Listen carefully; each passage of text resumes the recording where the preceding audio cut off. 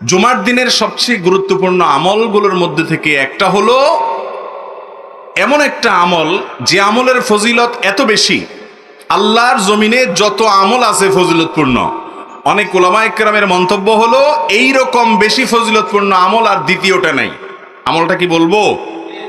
আমলটা হলো জুমার দিন যদি কেউ গোসল করে, গোসল ফরজ হয়, গোসল করে, গোসল করার পর আগে আগে ঘুম থেকে উঠার পর মসজিদে আগে আগে যায়, মসজিদে আগে আগে যায়, পায়ে হেঁটে হেঁটে মসজিদে যায় এবং আগে আগে গিয়ে ইমামের খুব কাছাকাছি গিয়ে বসে খুতবা শ্রবণ করে, কোনো কথাবার্তা বলে না, অনর্থক কাজ করে না। এই কাজগুলো যদি কেউ ঠিকঠাক মতো করে তার প্রতি কদমে 1 বছর, কোন কোন বর্ণনা আরো অনেক বেশি বছরের কথা বলা হয়েছে, ইবাদতের সওয়াব সে পাবে।